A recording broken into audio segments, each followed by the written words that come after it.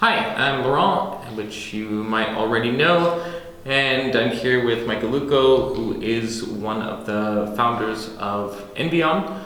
We wanted to talk with you today a little bit about the situation between Envion's founders and Envion's CEO, Matthias Woestmann, who illegally took over the company in January. And this is a very, let's say, complicated case in that there are many possible outcomes and there are many possible ways that the founders are engaged in to try to regain control of the company and to fight for the investors' best interests. However, I also wanted to talk with Michael a little bit about not so much just the fight to get control, but some of the solutions that the founders have suggested and what the process has been like between January and today before any of the court processes got involved and all of the efforts that they've been making to find a resolution. So maybe the first thing I should ask Michael is, before the court process, what types of solutions were suggested to Mr. Woestmann? I think the main problem that we had was that the communication with him was kind of very difficult, not saying not possible. Mm-hmm. So what we tried is coming to the status, to the point, to the possibility to talk with him about about strategies, how to get off this situation, but he blocks this very early. So the problem for us was, or is all the time, to get in touch with him. Mm-hmm. For example, when we started at the very, very beginning, when we had a meeting in January, and he was surprisingly telling us about the capital increase, the illegal capital increase, which means the takeover of the company of him and his friend Thomas von Aubel and Jutta von Falkenhausen. We were in a meeting, all the founders, mm-hmm. and Mr. Woestmann, and he was telling us that he took the company from us, took over the company, and his the reason he gave us why he did that was that that we were stopping the contact with him. So mm-hmm. there was no contact with him for a few days, and that was his reason. Mm-hmm. So we thought about it, and after some seconds I asked him then, so yes, there was this situation with no contact, but you were the one that stopped the contact. So I was emailing you, I wrote emails and said, hey, please call me, and later then please give a time and that we can call. I would like to speak with you. And but there was no reaction on that. So from his side, the communication stopped. So and then, because this was the reason for all this, that he presented us on the first day, I asked him that, and so confronted him with this facts. And we were sitting in the room, the whole team, and not the whole team, but all the founders, and him, and he was just sitting there saying nothing. And was this something that happened a lot in terms of between January and now? This happened a lot. This always happens if he presents something and then you react on it. Mm-hmm. For example, he accuses you of something and then you show that it's not true. And if he's not prepared to that, because all the things he's telling, not all, but many things are lies and constructions to manipulate the situation. Because of that, for him it's difficult to openly speak. I mean, I can sit here all day and speak to you and you can ask me everything because I just have to remember and everything fits together because I don't have to do constructions around everything.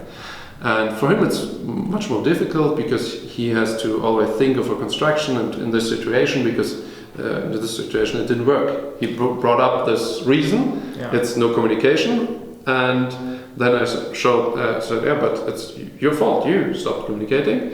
And then he had nothing to say. And there was really 15 seconds of silence in the room, and then was asking again, so you don't want to say something about it? Silence again. So I know in that time I still received communication from Matthias Woestmann asking me to do work and to do things for investors, treating the situation as if nothing had happened.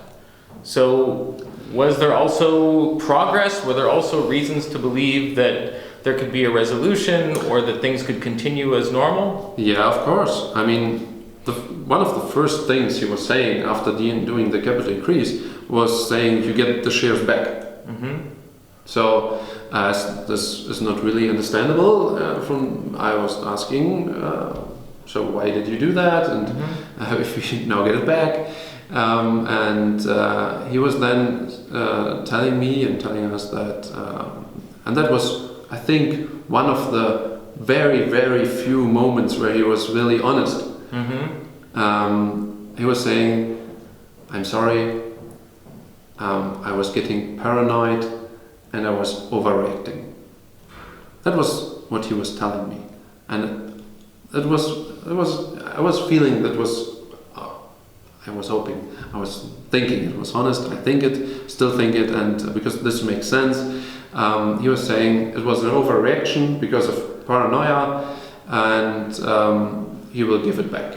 So, and he was giving us the feeling that would happen. And after this first reason why he took over the company, this no contact thing, then the next thing came up. That's, by the way, what happened all the time, the last month. It's always he gives a reason, and then we show that this makes no sense, and then there's the next reason.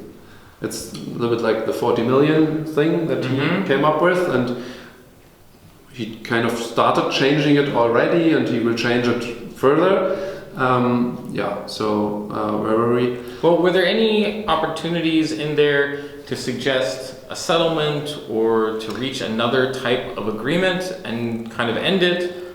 Yeah, I mean, for example, his one of the next reasons then was he was saying the company funds have to be in the hands of him, which is understandable, and so he asked me to transfer all the Ethereum that is in the smart contract to the wallet he is controlling.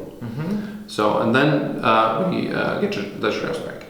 I was saying, okay, it makes sense. Oh, okay, if that's the reason, he is afraid that there might be something wrong, or afraid that not that there's something wrong, but afraid that he could be made responsible when he has no control over the funds, which, by the way, was his decision. I was offering him this before the ICO, that he controls it and has the keys and the hardware that controls it.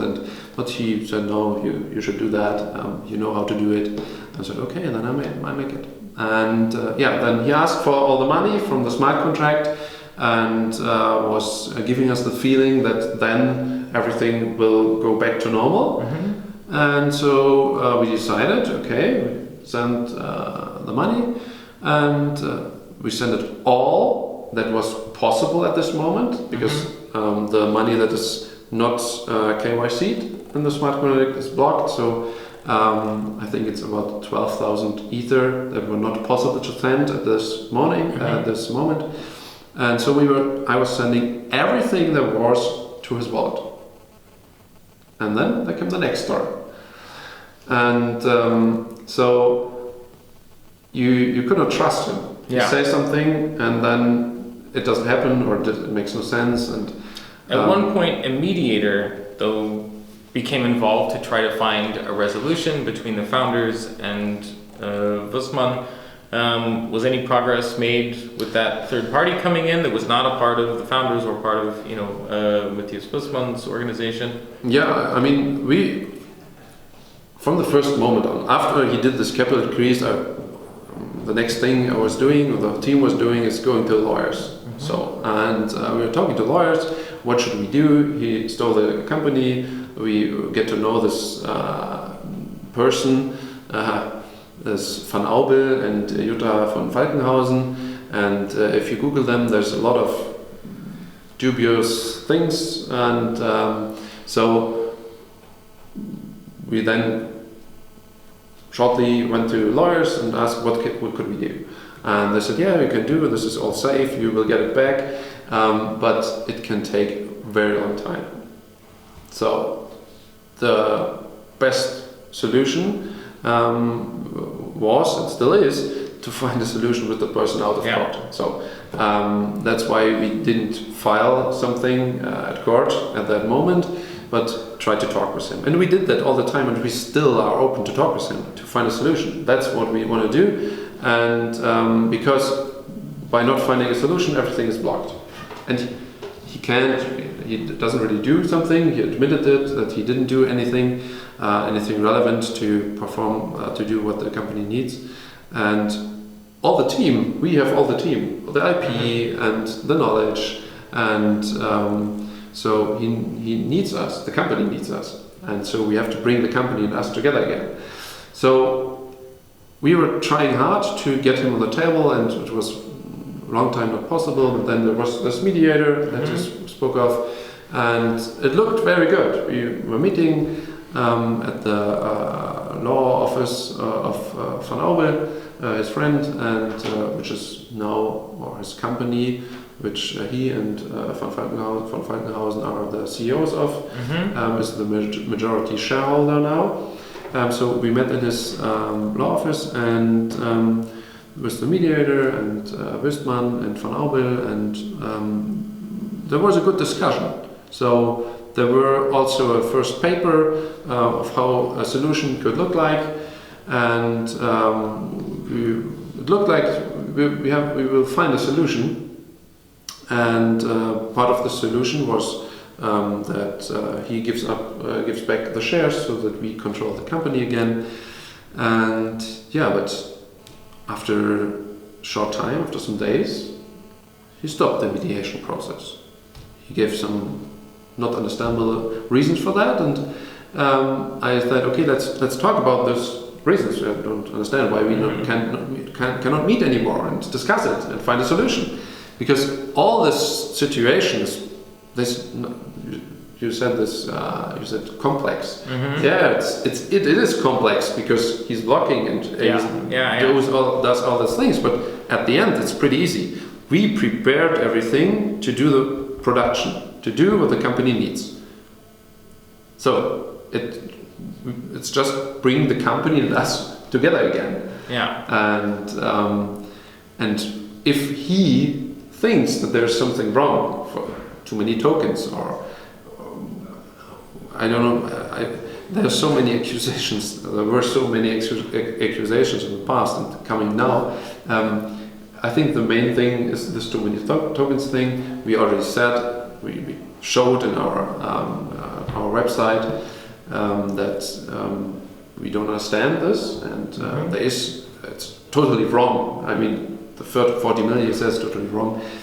But if there is something, he can talk with us. He can come to the table and say, hey, here is something wrong. And then we explain to him why it's not wrong. So it's pretty easy to solve those things by coming to a table together. But if he just goes to the press and tells them something which is wrong and not to the point, then we can work on that. I think the whole thing is just a matter of 24 hours sitting together, talking.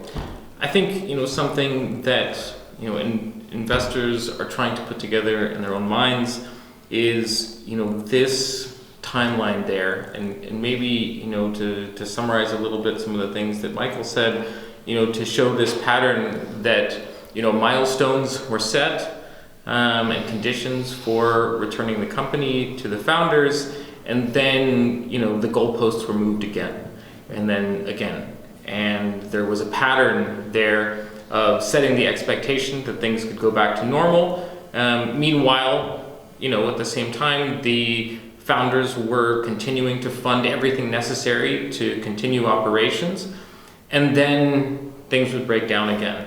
And then another effort was made on behalf of the founders, mediators, etc., and then again it was moved. When this process broke down is when the founders received proof that Matthias Woestmann was trying to sell the company to third parties. He has, in recent days, suggested something like that again. Do you take these to be serious offers of a resolution? Or, how do the founders react to these types of suggestions? So I have to be careful on this because this topic, usually I have proof for the things, and I personally spoke to him or I know the facts, but in this special case I mainly get the information from the community and from chats, and so I'm not pretty sure what's going on, but how I have learned how these people act. I assume there's some kind of idea of manipulating behind it, but regardless, if there were an offer that was brought to you, of course, would you consider it? Of course, if there would come something, I will react to everything. If there comes any kind of offer, I will look at it and give an answer to it. And I'm happy to get something and discuss it with him. We are very open to several kinds of solutions, like from the first moment on. And when he stopped the mediation process, I was kind of begging. I was really writing many emails and saying, hey, just let's meet. Maybe there's a misunderstanding, maybe I misunderstand you, that you are a criminal and that you are just evil, maybe I misunderstand something, you can explain it to me, and maybe you understand me in the wrong way. Just let's meet. Let's get more mediators, let's get more people who help us to understand each other, but let's talk. And to come back to your question, I'm not sure what's going on in this situation, whether this is a real idea to find a solution. If it is, I would like to get something presented, an offer, and then I will give a reaction and I will discuss it with the founders, and we will give an answer to it. Well, it looks like they're open to any type of resolution, but still fighting for all of your investors' rights, all of your tokens that you have purchased and are holding on to and waiting to see production with. Thank you very much, Michael. Thank you. Thank you.